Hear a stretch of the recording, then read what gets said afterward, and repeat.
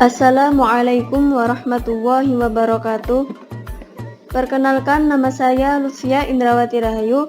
Berikut video pembelajaran MPAI 2 materi khutbah, tabligh, dan dakwah. Lebih lanjutnya bisa disimak video berikut ini. Bismillahirrahmanirrahim. Di sini saya akan menjelaskan mengenai apa itu khutbah, tabligh, dan dakwah. Mata kuliah materi pendidikan agama Islam 2 yang diampu oleh Bapak Ahmad Sahroni MPDI.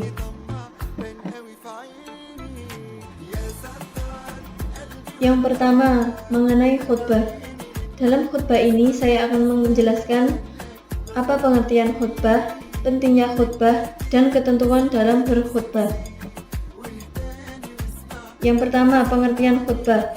Khutbah secara bahasa berarti ceramah atau pidato. Selain itu juga, khutbah dapat bermakna memberi peringatan, pembelajaran, atau nasihat dalam kegiatan ibadah, seperti sholat Jumat, sholat Idul Adha, sholat istisqa, sholat khusuf, wukuf, dan nikah. Kemudian secara istilah, khutbah berarti kegiatan ceramah yang disampaikan pada sejumlah orang Islam dengan syarat dan rukun tertentu yang erat kaitannya dengan keabsahan dan kesunahan ibadah. Kemudian yang kedua yaitu pentingnya khutbah. Ketika khutbah menjadi salah satu aktivitas ibadah, maka tidak mungkin khutbah ditinggalkan. Jika demikian, maka dapat membatalkan atau tidak sah ibadah tersebut. Contohnya, apabila sholat Jumat dan wukuf tidak ada khutbahnya, maka ibadahnya menjadi tidak sah atau ibadahnya menjadi sia-sia. Kemudian ketentuan dalam khutbah. Yang pertama yaitu syarat seorang khatib. Syarat seorang khatib yang pertama, Islam, baligh, berakal sehat, dan mengetahui ilmu agama. Kemudian syarat-syarat khutbah Jumat. Yang pertama, khutbah dilaksanakan sesudah tergelincirnya matahari atau sudah masuk waktu zuhur. Kemudian khatib dalam keadaan suci dari hadas dan najis. Khatib harus laki-laki. Khutbah diucapkan dengan suara yang keras dan jelas, dan khutbah dilakukan dalam keadaan berdiri jika mampu. Kemudian sunnah-sunnah khutbah Jumat. Yang pertama, khatib memberikan salam sebelum adzan dikumandangkan. Khutbah diucapkan dengan kalimat yang jelas, fasih, mudah dipahami, dan disampaikan dengan penuh semangat. Yang ketiga, khatib menghadap ke jamaah ketika berkhutbah, dan khutbah dilakukan di atas mimbar atau tempat yang tinggi. Kemudian rukun khutbah. Yang pertama, membaca hamdalah, membaca syahadat, membaca sholawat atas Nabi Muhammad SAW, berwasiat takwa, dan membaca ayat Al-Quran pada salah satu khutbah dan berdoa pada khutbah yang kedua. Kemudian ketentuan dalam berkhutbah. Pada prinsipnya ketentuan dan cara khutbah, baik itu untuk sholat Jumat, sholat Idul Fitri, sholat Idul Adha, maupun sholat khusuf itu sama. Letak perbedaannya yaitu pada waktu pelaksanaannya. Ketika sholat Jumat, sholat Idul Fitri, dan sholat Idul Adha itu dilaksanakan setelah sholat dan diawali dengan takbir. Kemudian khutbah wukuf adalah khutbah yang dilakukan pada saat wukuf di Arafah dan merupakan salah satu rukun wukuf. Setelah melaksanakan sholat zuhur dan asar itu dikosor. Khutbah wukuf hampir sama dengan khutbah Jumat. Bedanya pada waktu pelaksanaannya yaitu ketika wukuf di Arafah. Kemudian yang kedua yaitu mengenai tabligh. Di dalam tabligh ini saya akan menjelaskan apa pengertian tabligh, pentingnya tabligh, dan ketentuan dalam tabligh. Yang pertama, pengertian tabligh. Tabligh secara bahasa dari kata balagha yuballighu tablighan yang artinya menyampaikan atau memberitahukan dengan lisan. Adapun secara istilah, tabligh berarti menyampaikan ajaran Islam baik dari Al-Quran maupun hadis yang ditunjukkan kepada umat manusia. Seseorang yang melakukan tabligh disebut dengan mubaligh. Kemudian yang kedua, pentingnya tabligh. Tabligh merupakan salah satu sifat wajib bagi Rasul Itulah sebabnya mengapa Allah Subhanahu wa taala seringkali menyebut dalam kitabnya bahwa tugas seorang rasul tidak lain hanyalah menyampaikan. Setelah Rasulullah SAW wafat, kebiasaan ini dilanjutkan oleh para sahabatnya dan pengikut sahabat atau yang dimaksud dengan tabi'in. Setelah mereka semua tiada, kita sebagai umat muslim memiliki tanggung jawab untuk meneruskan kegiatan tabligh tersebut. Kemudian yang ketiga, ketentuan tabligh.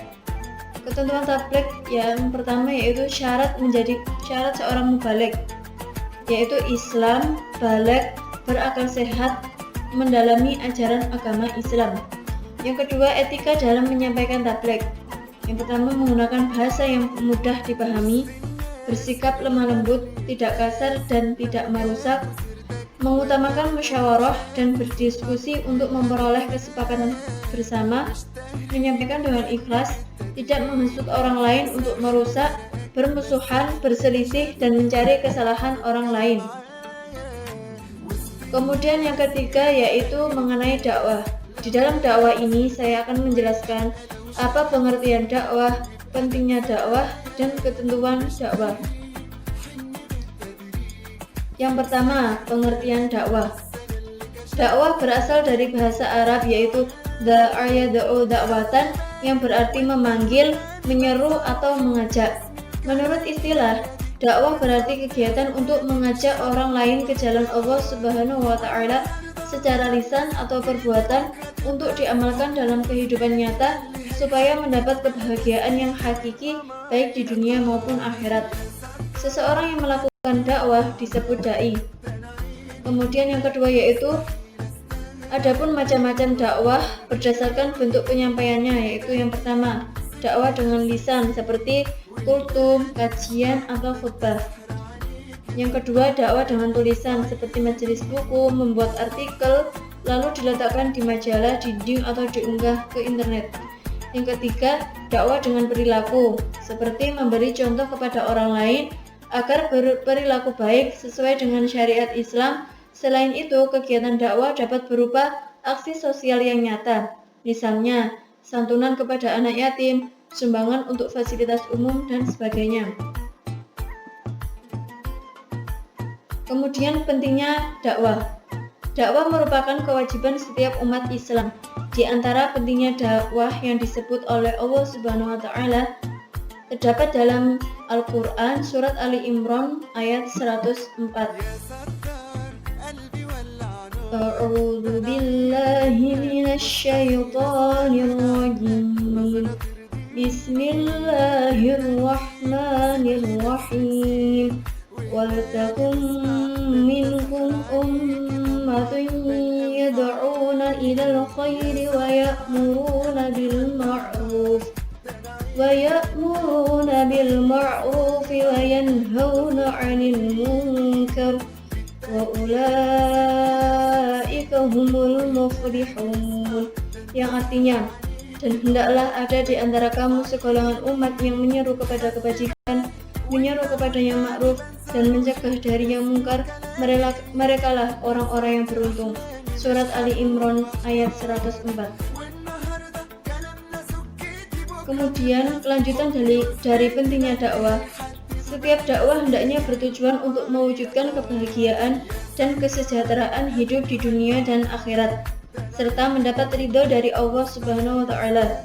Nabi mencontohkan dakwah kepada umatnya dengan berbagai cara melalui lisan, tulisan, dan perbuatan. Yang ketiga yaitu ketentuan dakwah. Ketentuan dakwah yang pertama yaitu syarat seorang menjadi dai. Islam, baligh, berakal sehat, dan mendalami ajaran agama Islam. Yang kedua, etika dalam berdakwah. Etika dalam berdakwah dakwah dilaksanakan dengan hikmah. Dakwah dilaksanakan dengan muzatul hasanah atau nasihat yang baik, dan dakwah dilaksanakan dengan contoh yang baik. Dakwah dilaksanakan dengan mujadalah. Kemudian yang ketiga yaitu objek dakwah atau mad'u. Objek dakwah adalah orang yang didakwahi. Dengan kata lain, orang yang diajak kepada objek dakwah yang meliputi seluruh ajaran Islam yang bersumber dari Al-Quran maupun hadis. Yang keempat yaitu materi dakwah atau al-maudhu'. Materi dakwah adalah segala sesuatu yang disampaikan kepada subjek dakwah, kepada objek dakwah yang meliputi seluruh ajaran Islam yang bersumber dari Al-Quran maupun hadis. Yang kelima yaitu metode dakwah atau asalibut dakwah. Metode dakwah adalah cara-cara yang digunakan oleh seorang dai dalam berdakwah agar maksud dari dakwah tersebut tercapai. Sekian penjelasan dari saya. Kurang lebihnya saya mohon maaf yang sebesar-besarnya. Wassalamualaikum warahmatullahi wabarakatuh. Cukup sekian, semoga bermanfaat. Mohon maaf bila ada salah kata. Terima kasih. Wassalamualaikum warahmatullahi wabarakatuh.